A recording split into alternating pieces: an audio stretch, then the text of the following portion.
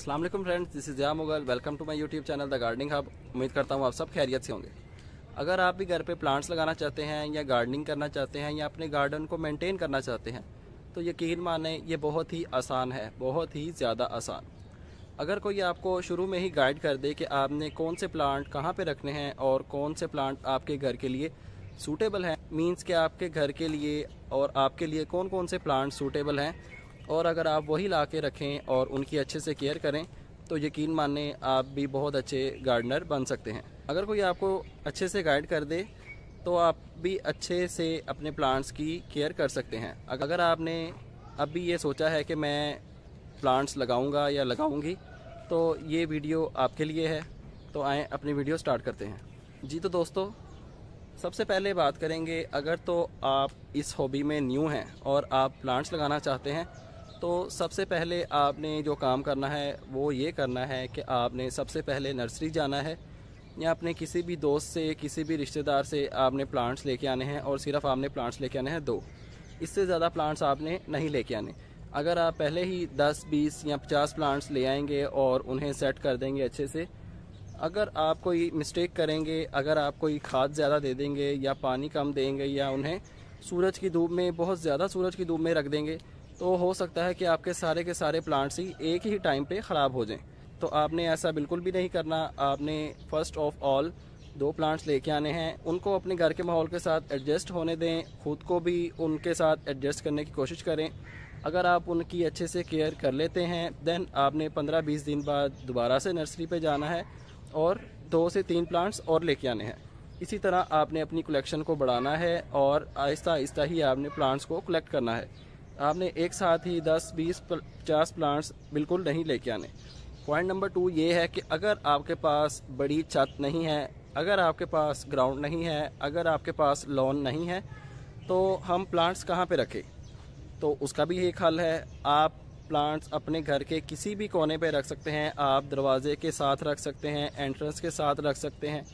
छत पे थोड़ी जगह है, थोड़ी जगह पे रख लें। छत पे जगह नहीं है, आप इंडोर प्लांट्स ले आएँ। इंडोर प्लांट्स आप कमरे में भी रख सकते हैं, फ्रिज के साइड्स पे रख दें, फ्रिज के ऊपर रख दें, खिड़की के साथ थोड़ी सी जगह है वहाँ पे रख दें। अगर कहीं पे भी जगह नहीं है, बिल्कुल भी जगह नहीं है, फिर भी आपने प्लांट्स लगाने हैं तो आप कहाँ पे लगाएंगे? आप उनको हैंगर में लगाएंगे। उनको जगह जगह हैंग कर लें और अपना हॉबी, अपना शौक़ पूरा करें। तो दूसरी बात ये कि आपने जगह को यूटिलाइज़ करना है, जगह को इस्तेमाल करना है।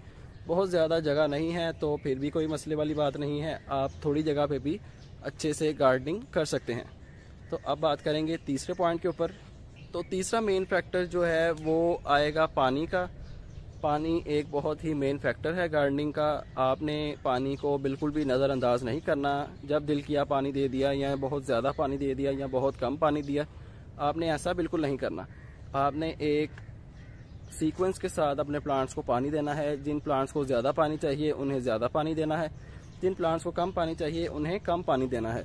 और कुछ प्लांट्स तो ऐसे भी हैं जो कैक्टस वगैरह या एडीनियम, उन्हें अगर बिल्कुल भी पानी ना दें तो फिर भी वो चलते रहते हैं, उनकी ग्रोथ होती रहती है। उसके बाद जो मेन फैक्टर आता है वो है सनलाइट का। कुछ प्लांट्स ऐसे होते हैं जिन्हें 5 से 6 घंटे या 7 से 8 घंटे की सनलाइट चाहिए होती है, जिनमें कि हमारे फ्लावरिंग प्लांट्स आते हैं, हमारी सब्जियां आती हैं और हमारे फल वाले पौधे आते हैं।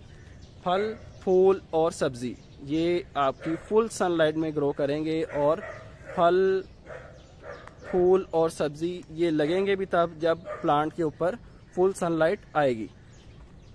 और इसके बाद आते हैं 2 से 3 घंटे सनलाइट वाले प्लांट्स, जिनमें के कुछ हमारे फ्लावरिंग प्लांट्स हैं और कुछ फोलिएज प्लांट्स हैं। फोलिएज प्लांट्स उन्हें कहते हैं जिनके सिर्फ पत्ते ग्रो करते हैं, उनके ऊपर फूल या फल इस टाइप का कुछ नहीं लगता, तो उन्हें हम कहते हैं फोलिएज प्लांट्स।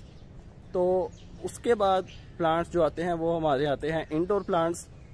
इंडोर प्लांट्स में हमारे काफ़ी ज़्यादा पाम वैराइटीज़ आती है, स्नेक प्लांट आता है, जिनमें कि हमारे सिंगोनियम, एलोवेरा, जीजी प्लांट, सेकुलेंट्स वगैरह आते हैं कि आप उन्हें इंडोर भी प्लेस कर सकते हैं। तो आपने इंडोर के अलावा अगर कोई आपको कहता है कि ये प्लांट आप ले जाओ, आप इसे कमरे में भी रख लो, अगर वहाँ पे अंधेरा है तो अंधेरे में भी ये ग्रो करेगा, तो आपने ऐसा हरगिज़ नहीं करना। कोई ऐसा प्लांट नहीं है जो कि अंधेरे में ग्रो करे। हर प्लांट को ग्रो करने के लिए सनलाइट चाहिए होती है। सनलाइट से मुराद ये कि उसे सूरज की रोशनी चाहिए होती है। अगर तो वो आपका प्लांट इंडोर है तो उसे भी ग्रो करने के लिए, अपनी ग्रोथ को बढ़ाने के लिए सूरज की रोशनी चाहिए होगी। सूरज की धूप नहीं, सूरज की रोशनी। और कुछ प्लांट्स ऐसे हैं जिन्हें सूरज की धूप चाहिए होती है 2 से 3 घंटे के लिए, और कुछ प्लांट्स ऐसे हैं जिन्हें सारा दिन सूरज की धूप चाहिए होती है। जैसा कि मैंने आपको पहले बताया कि फल, फूल और सब्जी ये सारा दिन धूप में रहेंगे तो ही आपके पास फल, फूल और सब्जी बन के आएंगे। अदरवाइज इसके ऊपर अगर फ्रूट लगता भी है तो बहुत कम लगेगा, ना होने के बराबर लगेगा, फ्रूट का साइज छोटा रहेगा। तो आप कोशिश करें कि अपने फल, फूल और सब्जी वाले प्लांट्स को सूरज की धूप में रखें। सारा दिन सूरज की धूप उनके ऊपर आनी चाहिए। एलोवेरा एक ऐसा प्लांट है जिसे कि आप फुल धूप में भी रख सकते हैं और इंडोर भी रख सकते हैं।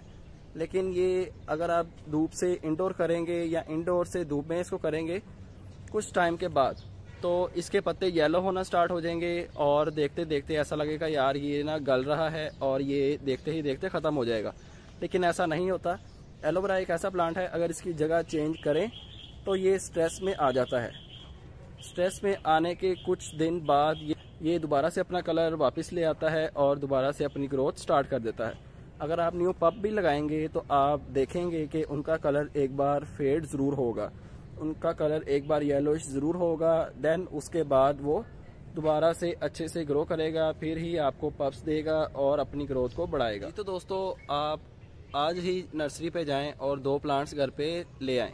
उन्हें अच्छे से ग्रो करने की कोशिश करें। अगर उनमें से कोई ख़राब हो जाता है तो कोई इतने मसले वाली बात नहीं है। प्लांट्स अक्सर ख़राब हो ही जाते हैं, पानी ज़्यादा देने की वजह से या पानी बहुत कम देने की वजह से, खाद का अप एंड डाउन होने की वजह से या सूरज की धूप की वजह से कोई ना कोई प्लांट ख़राब हो ही जाता है। आप उसकी अच्छे से केयर करें। अगर तो आपके प्लांट्स अच्छे से ग्रो करते रहते हैं तो आप 10 दिन बाद दोबारा नर्सरी पर जाएँ और 2-3 प्लांट्स और ले आएँ। उनकी भी ऐसे ही अच्छे से ग्रो करने की कोशिश करें, उनकी अच्छे से केयर करने की कोशिश करें। जब आपके पास 10 से 15 प्लांट्स हो जाएं और आप उनकी अच्छे से केयर कर रहे हों, देन आपने उनकी लगानी है कटिंग्स। जो प्लांट कटिंग से ग्रो होते हैं आपने उनकी कटिंग्स लगानी है। कटिंग्स लगाने के 2 बेस्ट सीज़न जो हैं वो एक बहार का सीज़न है और एक बरसात का सीज़न है। इन 2 सीज़न्स में आप कटिंग लगाएं तो आपकी कटिंग अच्छे से ग्रो कर सकती है। अगर आपको थोड़ा सा नॉलेज है कटिंग लगाने के बारे में तो आप किसी भी सीज़न के अंदर कटिंग लगा सकते हैं। लेकिन हम बात कर रहे हैं बिगनर्स की, तो आपने कटिंग लगानी है बहार या बरसात के सीज़न में। तो मैं इंशाल्लाह एक वीडियो बनाऊंगा जिसके ऊपर हम सर्दियों में कटिंग लगाना सीखेंगे और गर्मियों में कटिंग लगाना सीखेंगे। गर्मियों में कटिंग लगा के आपने उसको ठंडा वेदर प्रोवाइड करना है। सर्दियों में इसका अपोजिट करना है आपने कि कटिंग्स लगा के आपने उसको ग्रीन हाउस में रख देना है या उसको कवर कर देना है। ऊपर से पॉलीथीन से उसको कवर करके साइड से आपने उसको किसी चीज़ से बांध देना है। और जब आपकी कटिंग सक्सेसफुल होना शुरू हो जाएगी फिर आपने लगानी है सीड्स। जब आप सीड्स लगा लेंगे और सीड्स आपके जर्मिनेशन स्टार्ट कर दिया करेंगे तो आप समझ जाएं कि अब आपको गार्डनिंग 90% गार्डनिंग आपको आ गई है। तो तब आप ये भी समझ सकते हैं कि आप एक अच्छे गार्डनर बन गए हैं और आप 90% प्लांट्स को अच्छे से ग्रो कर सकते हैं किसी भी वेदर में, किसी भी जगह पे। आई होप आपको वीडियो पसंद आई होगी। ऐसी ही अच्छी और इन्फॉर्मेटिव बड़ी वीडियोस देखने के लिए हमारा channel the gardening hub subscribe कर लें और बेल आइकन भी प्रेस कर लें और वीडियो को ज़्यादा से ज़्यादा शेयर किया करें ताकि ज़्यादा से ज़्यादा लोग गार्डनिंग को अपना हॉबी बनाएं। अगर आप हमारे चैनल पर नए हैं तो चैनल को सब्सक्राइब लाजमी कर लें और बेल आइकन भी प्रेस कर लें। तो इसी के साथ मुझे दीजिए इजाज़त। अल्लाह हाफिज़। अगर आपका कोई सवाल हो गार्डनिंग से रिलेटेड तो आप वीडियो के नीचे कमेंट कर सकते हैं। मैं इंशाल्लाह उसका जवाब आपको कमेंट सेक्शन में भी दूंगा। और अगर मुझे ज़रूरत महसूस हुई कि इसके ऊपर एक वीडियो भी बननी चाहिए सेपरेट, तो इंशाल्लाह उसके ऊपर एक सेपरेट वीडियो बना के आपके साथ शेयर कर दी जाएगी। अल्लाह हाफिज़।